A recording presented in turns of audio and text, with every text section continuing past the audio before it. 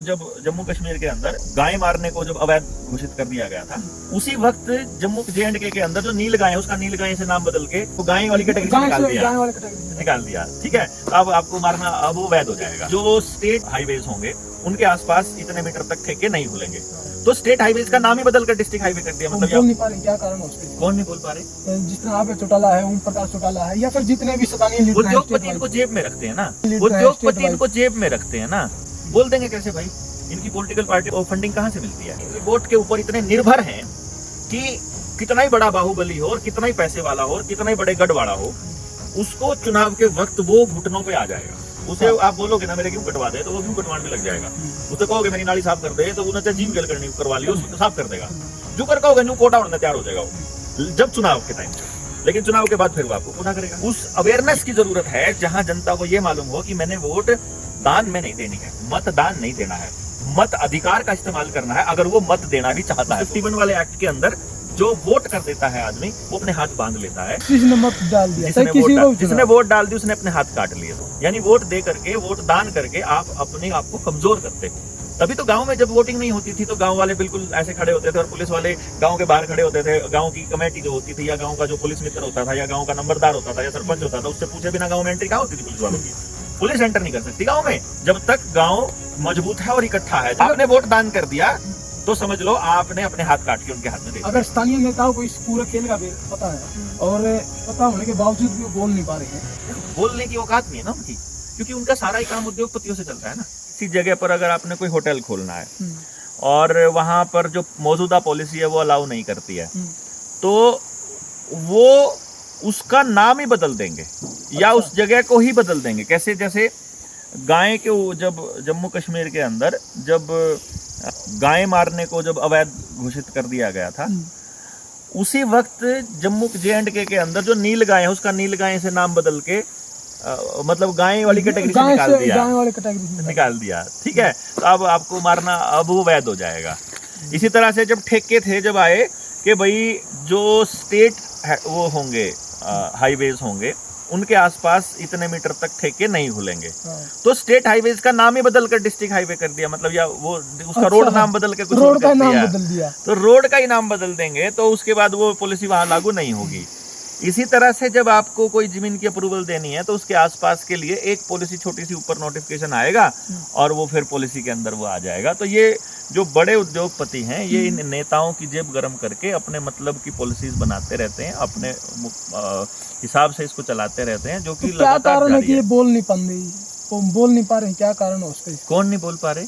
जिस तरह आप चौटाला है, ओम प्रकाश चौटाला है, या फिर जितने भी स्थानीय लीडर हैं, उद्योगपति इनको जेब में रखते हैं ना। बोल देंगे कैसे भाई? इनकी पॉलिटिकल पार्टियों को फंडिंग कहाँ से मिलती है? आम आदमी, आम इंसान तो इनसे ऑलरेडी कट चुका है। राजनीतिक इतिहास है या फिर राजनीतिक धरोहर तो नहीं बरकरार रखनी है भाई। राजनीतिक धरोहर बरकरार रखनी ना रखनी ये तो वो बताएंगे अपनी, वो उस पे तो सवाल जवाब तो वही दे सकते हैं। मैं तो सिर्फ इतना बता सकता हूँ कि जनता को ये नहीं मालूम है कि ये लोग उनकी वोट के ऊपर इतने निर्भर हैं कि कितना ही बड़ा बाहुबली हो और कितना ही पैसे वाला हो और कितना ही बड़े गढ़ वाला हो, उसको चुनाव के वक्त वो घुटनों पे आ जाएगा। उसे आप बोलोगे ना मेरे क्यों कटवा दे, तो वो क्यों कटवाने में लग जाएगा। उससे कहोगे मेरी नाली साफ कर दे, तो उन्हें चाहे जीव गल करनी करवा लियो, उसको साफ कर देगा। जो कर कहोगे न्यू कोटा उड़ने तैयार हो जाएगा वो, जब चुनाव के टाइम पे। लेकिन चुनाव के बाद फिर वो आपको कोटा करेगा। ये मतलब खेल जो है इसको समझना आम जनता को बड़ा जरूरी है।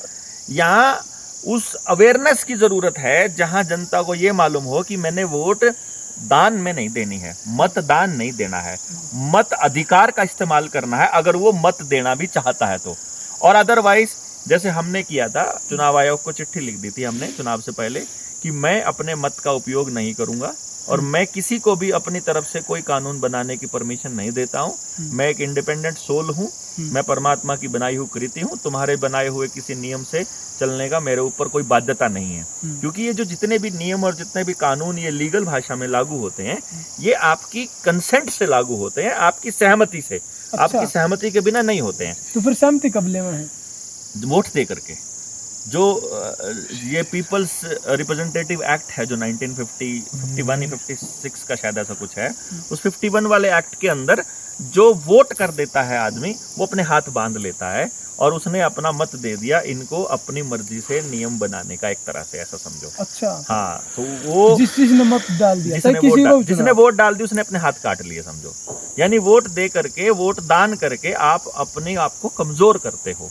तभी तो गांव में जब वोटिंग नहीं होती थी तो गांव वाले बिल्कुल ऐसे खड़े होते थे और पुलिस वाले गांव के बाहर खड़े होते थे। गांव की कमेटी जो होती थी या गांव का जो पुलिस मित्र होता था या गांव का नंबरदार होता था या सरपंच होता था, उससे पूछे बिना गांव में एंट्री कहाँ होती थी पुलिस वालों की। पुलिस एंटर नहीं कर सकती गांव में जब तक गांव मजबूत है और इकट्ठा है, जल जंगल जमीन जानवर पे आधारित उसकी व्यवस्था है, और वोट को वो दान नहीं करते हैं। आपने वोट दान कर दिया तो समझ लो आपने अपने हाथ काट के उनके हाथ में दे दिया। अगर स्थानीय नेताओं को इस पूरे खेल का पता है और पता होने के बावजूद भी वो बोल नहीं पा रहे हैं, लेकिन सरकार तो बनाना चाहूँ। हाँ, मैं ये कह रहा हूँ सरकार बनाना चाहते हैं, उनको बोलना अलाउड नहीं है ना भाई। देखो, बोलने की औकात नहीं है ना उनकी, क्योंकि उनका सारा ही काम उद्योगपतियों से चलता है ना।